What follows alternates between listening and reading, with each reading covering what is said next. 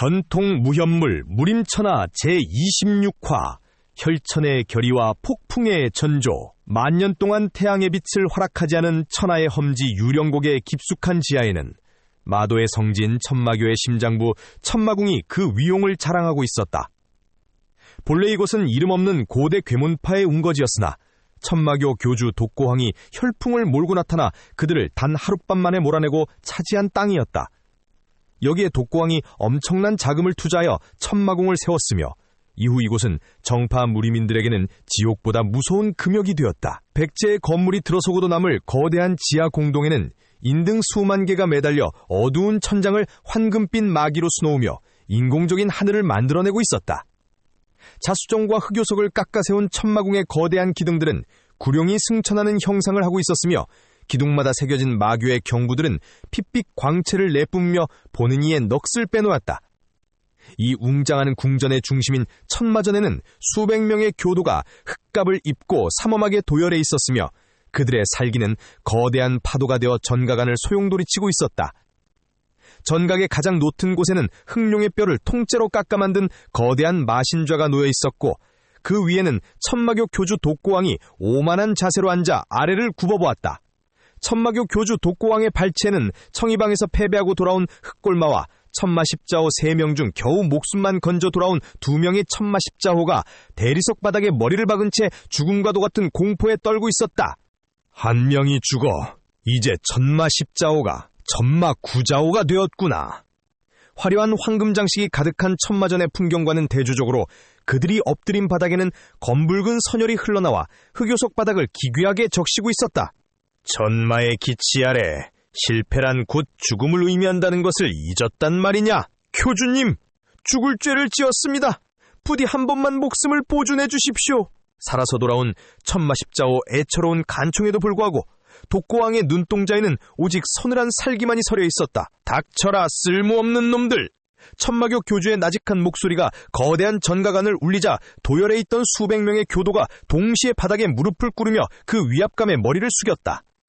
독고왕은 천천히 자리에서 일어나 가시 돋친 흑금 채찍을 허공에 휘둘렀으며 채찍이 공기를 가르는 소리는 마치 용의 포효처럼 천장을 뒤흔들었다. 돌아온 2명의 천마십자호들의 등줄기를 차례로 도륙하였고 흑요석 바닥 위로 잘려나간 살점들이 튀어올랐다. 유령곡을 피로 물들이며 천마공을 세웠던 그 시절에 잔혹함이 다시금 독고황의 손뜻에서 되살아나고 있었으나 그의 안광은 오직 서늘한 분노만을 머금고 있었다. 독고황은 피칠갑이 된 채찍을 내던지고 흑골마의 턱을 손으로 들어올리며 흑골마의 몸을 이리저리 살펴보며 청의방 방주에 대해 상세히 보고할 것을 명하였다. 그러자 천마십자호가 말했다. 피칠갑이 된 채 바닥을 기던 천마십자호가 떨리는 목소리로 간신히 대답을 뱉어내었다. 교주님, 죽을 죄를 지었습니다. 부디 한 번만 목숨을 보존해 주십시오. 천마십자호의 애처로운 간청에도 불구하고 독고황의 눈동자에는 오직 서늘한 살기만이 서려 있었다. 닥쳐라, 쓸모없는 놈들! 천마십자호는 맞은 턱을 덜덜 떨며 비참한 목소리로 당시의 상황을 고하였다. 전투 중 갑자기 흑이장포를 입은 자가 나타나 극강의 무공을 펼치며 단숨에 전장을 유린하였습니다. 단 2명이었지만 순식간에 벌어진 일이라 손을 쓸 방도가 없었습니다. 청이방 사람들이 그를 교주님이라 외쳐서 알게 되었으나 그 기세가 너무도 압도적이라 감히 싸워보지도 못하고 물러났습니다. 천마십자호의 보고가 끝나기도 전에 독고황은 참을 수 없는 분노를 터뜨리며 크게 소리쳤다. 닥쳐라, 이 못난 놈들아! 감히 마신인 나의 대업을 가로막은 쥐새끼가 있었단 말이냐?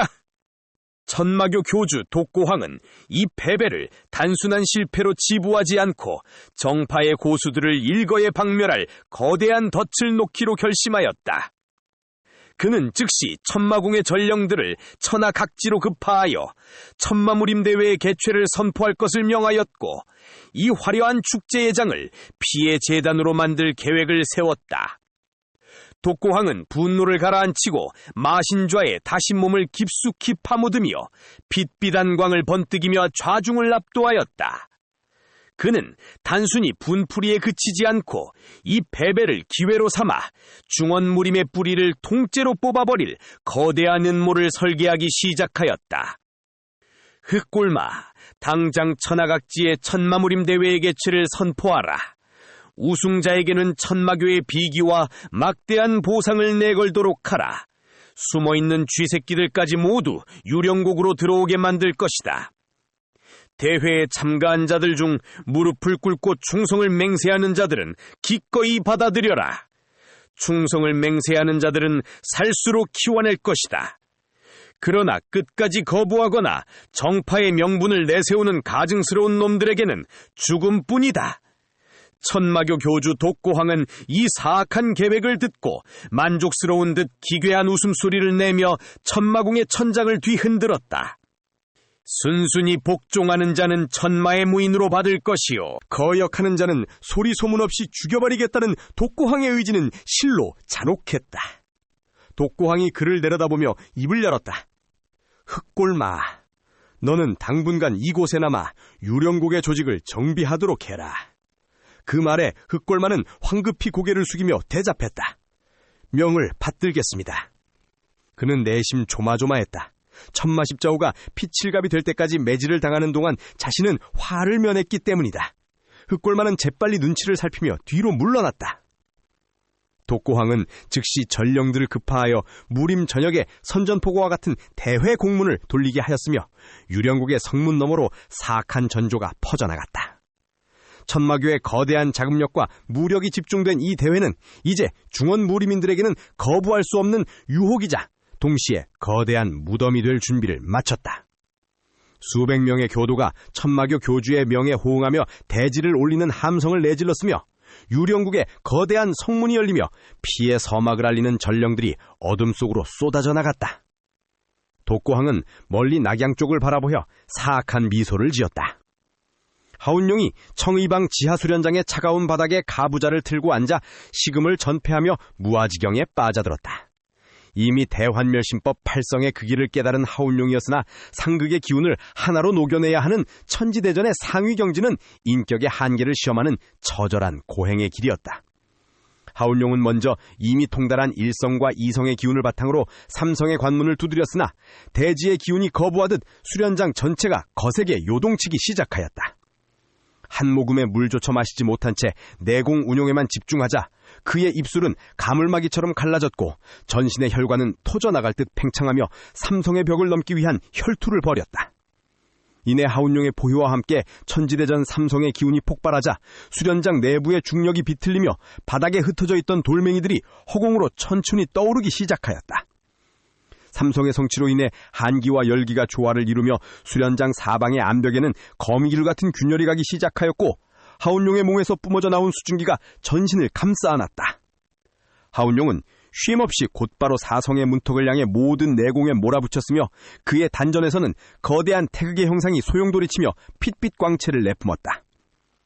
사성의 경지에 발을 내딛는 순간 하운용을 중심으로 수련장의 대기가 반으로 갈라져 왼쪽 벽면에는 만년설산의 서리가 내려앉아 얼어붙고 오른쪽 벽면은 용암을 머금은 듯 붉게 달아오르는 기이한 광경이 연출되었다. 공기 중에 수분이 급격히 얼어붙었다가 다시 증발하는 과정에서 날카로운 파공음이 수련장 전체를 뒤흔들었으나 하운용 혼미한 정신을 장칠 장로에 대한 복수심으로 버텨내었다. 그의 전신 근육은 수축과 팽창을 반복하며 강철보다 단단한 질감을 갖추기 시작하였고 모공마다 배어나온 불순물들은 사성의 열기에 타버려 허공으로 흩어졌다. 이제 마지막 관문인 오성을 향해 하울룡은 자신의 생명력까지 모두 끌어올려 단전의 태극 속으로 밀어넣었으며 수련장 내부는 이제껏 본 적 없는 거대한 황금빛 광풍에 휩싸였다. 전신의 진기가 바닥나는 극한의 위기 속에서 하운용은 마지막 사자후를 토해내며 오성의 관문을 부수기 위해 모든 것을 걸었다. 오성, 반박귀진의 길을 포노라! 하운용의 보효와 함께 수련장 전체를 압박하던 거대한 기세가 일순간에 수렴되며 허공에 떠있던 모든 물체가 가루가 되어 바닥으로 소리 없이 내려앉았다. 마침내 천지대전 5성의 전무후무한 경지가 열리자 광포하게 날뛰던 한기와 열기는 기적처럼 하나로 융합되어 그의 기경팔맥을 흐르는 고요한 황금빛 액체로 변모하였다. 기나긴 사투 끝에 5성을 성취한 하운용의 주변에는 이제 그 어떤 소리도 기운도 느껴지지 않았으며 오직 깊고 아득한 정적만이 수련장을 가득 채웠다.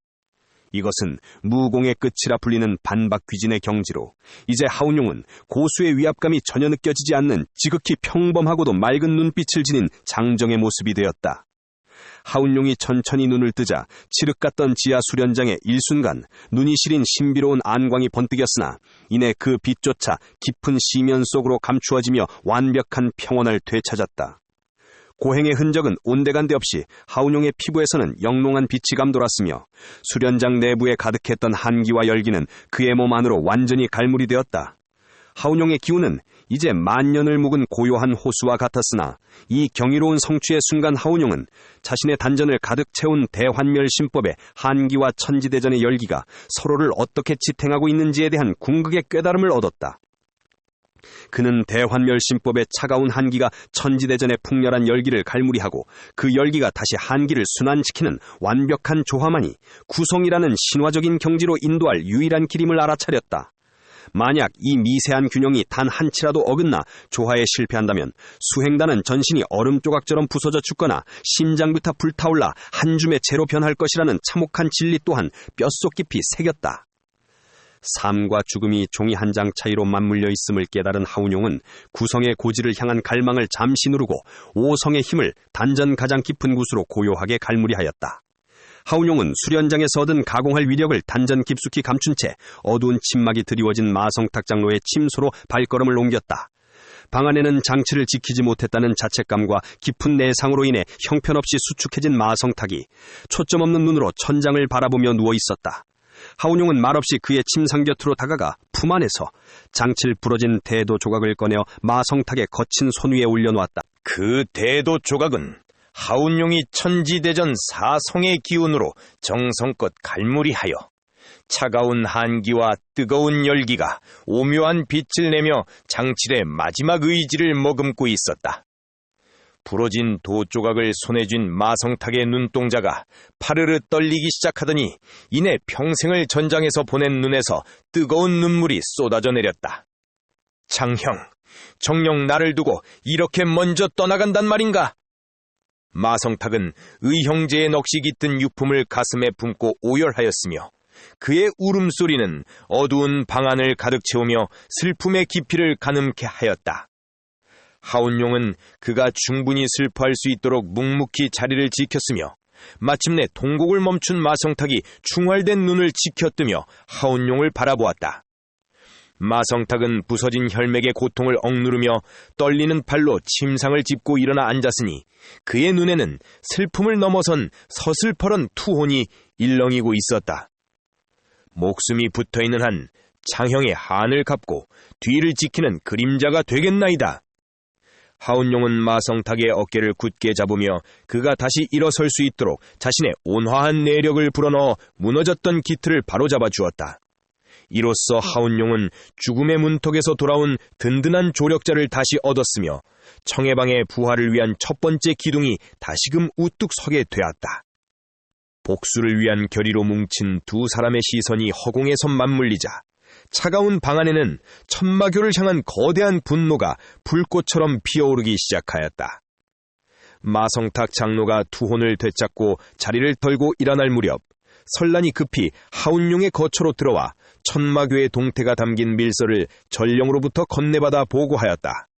밀서의 내용은 가히 충격적이었으니 천마교의 교주 독고황이 정파와 사파를 막론하고 천하의 고수들을 유인하기 위해 대규모 무림대회를 개최한다는 소식이었다.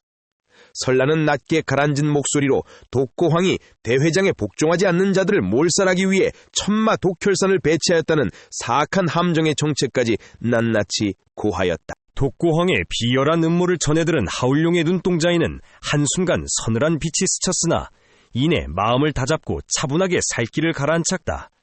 하울룡은 지도를 펼쳐놓고 적의 본거지인 유량곡의 지형을 살피며 정면으로 싸우는 대신 적의 심장부로 가장 깊숙이 몰래 들어갈 수 있는 유인한 방법을 찾아냈다. 독고황은 내가 최고의 경지에 올라 평범한 남자처럼 보인다는 사실을 꿈에도 모를 것이다. 이것이야말로 우리에게 다시 없을 기회다. 하울룡의 결연한 의지에 마성탁이 곁으로 다가와 그의 팔을 붙잡으며 다급하게 외쳤다. 형님, 아무리 형님이 천하제일의 고수라 해도 유령곡은 독고황의 소나귀에 있는 소굴입니다. 그곳에 혼자 가시는 건 호랑이 아가리에 머리를 집어넣는 것과 같습니다. 제발 다시 생각해 주십시오. 하울룡은 동생 같은 마성탁의 손 위에 자기 손을 겹치며 나직하지만 힘있게 말했다. 성탁아, 호랑이를 잡으려면 호랑이 굴로 들어가야 한다. 독고황은 지금 승리에 취해서 제 발밑에 들이운 그림자조차 보지 못하고 있어. 내가 방주에 이름을 걸고 가면 전쟁이 되지만 이름 없는 떠돌이로 가면 적의 목을 노리는 칼이 된다. 우리 형제들의 희생을 줄일 방법은 이것뿐이다. 그때 곁에서 입을 굳게 다물고 있던 설란이 하울룡의 소매자락을 붙잡으며 그를 똑바로 바라보았다. 그녀의 목소리는 낮았지만 떨리고 있었다. 울룡, 정말 이길 뿐이야? 그 지옥 같은 곳에 너를 혼자 보낼 순 없어. 차라리 나를 데려가. 네 곁에서 네 칼이 되어줄게. 그게 아니라면 나도 여기서 한 발짝도 움직이지 않겠어. 하울룡은 설란의 애처로운 눈빛을 마주하며 부드럽게 미소 지었다. 설란아, 내 이름 울룡은 구름을 타고 오르는 용이라는 뜻이잖아. 구름 속에 몸을 숨겨야 비로소 용은 그 진짜 모습을 드러내는 법이야. 내가 잠시 몸을 낮추는 건 더 높이 날아올라 놈들의 목을 치기 위해서니까 너무 걱정하지 마. 설란은 하울룡의 손에 더 꽉 쥐며 쏘아붙으듯 말했다. 말은 잘하네. 하지만 유령곡이야. 피가 강물처럼 흐른다는 그곳에 네가 없으면 우리 문파가 무슨 소용이고 내가 살아있는 게 무슨 의미가 있겠어. 약속해. 이름 없는 무사로 가더라도 네 몸을 가장 먼저 챙기겠다고. 상처 하나라도 달고 돌아오면 내가 절대 용서 안 할 거야. 알았어. 약속할게. 내 모습이 평범해질수록 놈들에게는 가장 무서운 재앙이 될 거야. 반드시 돌아와서 너와 함께 평화로운 봄을 맞이하마. 마성탁 역시 분한 듯 입술을 깨물었지만 하울룡의 눈에 서린 깊은 결심을 보고는 결국 고개를 숙였다. 형님, 반드시 무사히 돌아와 제 술잔을 다시 받아주셔야 합니다. 유령곡의 먼지를 털고 돌아오시는 날 제일 좋은 술을 준비하고 기다리겠습니다. 하울룡은 설란과 마성탁에게 남은 힘을 잘 보존하라고 명령한 뒤 자신은 이름 없는 떠돌이 무사로 변장하여 무림대회 참가자로 유령곡에 들어가기로 했다. 그는 신분을 숨기기 위해 화려한 옷을 벗어 던지고 낡은 저고리에 평범한 모습으로 침투 준비를 마쳤다. 설란은 하온룡의 위험한 행동을 여전히 걱정했지만 이미 평범한 사람의 경지를 넘어선 그의 굳건한 눈빛을 보고는 조용히 고개를 숙여 그의 결정을 따르기로 했다. 마침내 떠날 밤이 깊어지자 하온룡은 어둠이 깔린 후원을 가로질러 아무도 모르게 그림자가 되어 험준한 산속으로 사라졌다. 가장 강력한 힘을 가졌지만 가장 보잘것없는 모습으로 변한 그의 뒷모습은 이제 화려한 보검이 아니라 적의 심장을 소리 없이 찌를 차가운 비수가 되어 적진을 향했다. 하온룡의 발걸음은 소리조차 나지 않을 만큼 가벼웠으나 그가 내딛는 한 걸음마다에는 억울하게 죽은 장로의 한과 적들을 무너뜨릴 거대한 복수의 의지가 담겨 있었다. 어둠 속으로 멀어지는 하온룡의 등을 보며 마성탁은 나직이 읊조렸다. 형님, 부디 무사히. 형님이 흘리실 피가 부디 헛되지 않기를 빌겠습니다. 곁에 서 있던 설란은 그가 사라진 빈 허공을 한참이나 바라보다가 자기 검자루를 부서질 듯 움켜쥐며 마성탁에게 차갑게 말했다. 부방주, 슬퍼할 시간 없어. 운용이 목숨을 걸고 판을 짰으니 우리는 그가 돌아올 자리를 지켜야 해. 당장 사람들을 모아 그가 신호를 보내는 순간 유령곡을 통째로 불살라버릴 수 있게. 마성탁은 눈가에 뜨거운 기운을 털어내며 주먹을 불끈 쥐었다. 그렇고 말고 형님이 길을 여시면 우리는 그 길을 시체로 메워서라도 끝장을 날 것이다. 두 사람의 결연한 목소리는 밤바람에 실려 사라졌지만 그들의 눈빛만은 어둠 속에서도 하온룡이 떠난 방향을 향해 서슬퍼렇게 빛나고 있었다.